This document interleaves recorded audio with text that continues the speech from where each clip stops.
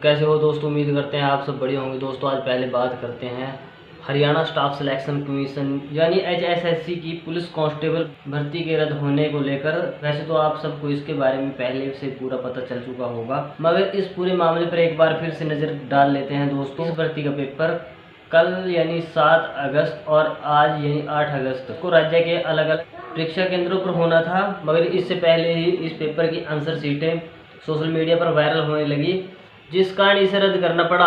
अब सोचने की बात यह है, बाहर से तो कोई इन्हें वायरल नहीं कर सकता था, जरूर इसमें कर्मचारी या अधिकारी शामिल रहे होंगे, जो कि बहुत ही शर्मनाक बात है दोस्तों पूरे हरियाणा के लिए।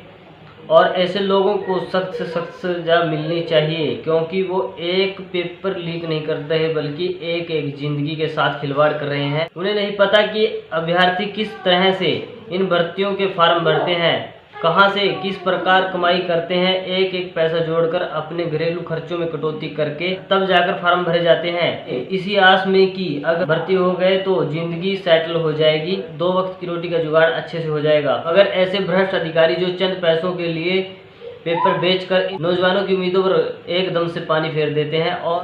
और ये कोई नया मामला नहीं है पेपर वाला, इससे पहले भी ऐसे कई मामले हो चुके हैं और ये सब सरकार के उन दावों की पोल खोलते हैं जिसमें कहा गया है कि नो पर्ची नो खर्ची।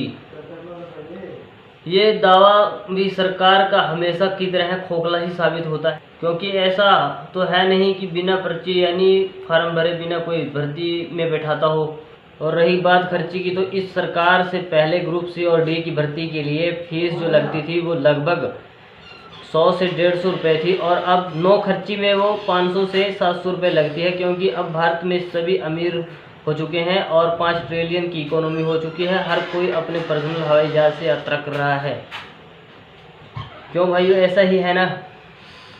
क्यों नहीं? तो फिर सरकार तो ऐसा ही समझ रही है, तभी इतनी महंगाई बढ़ रही है,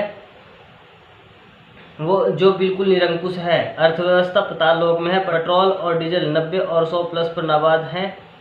LPG 900 रुपये सिलेंडर की उड़ान भर चुकी है।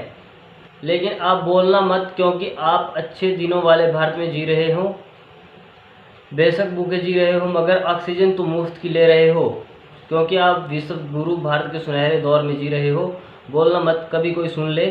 क्योंकि दोस्तों राहुल गांधी बोल रहा था ट्विटर के जरिए, उनका इतना डर हो गया साहब को कि उनका ट्विटर अकाउंट ही सस्पेंड करा दिया गया।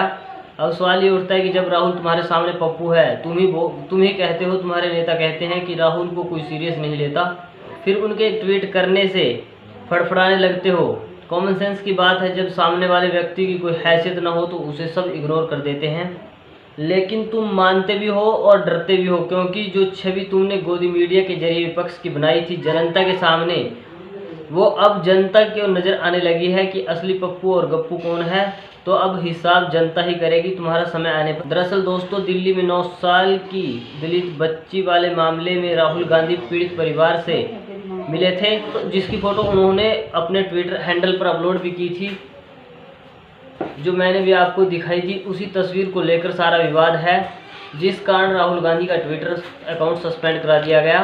तो आप देख सकते हैं दोस्तों कि विश्व गुरु भारत के प्रधान सेवक अपने विपक्षी नेता के एक ट्वीट से कितना डर गए कि ट्विटर अकाउंट बंद कराने तक की नौबत आन पड़ी। तो दोस्तों आवाज़ उठाइए, सामने आइए और अपने हकों और अधिकारों की लड़ाई खुद लड़िए, तभी आप कल्पना कर सकते हो स्वर्णिम भारत की। नहीं तो फिर चुपचाप अपनी ज़िंदगी बिता लो इसी अच्छे दिनों वाले भारत में।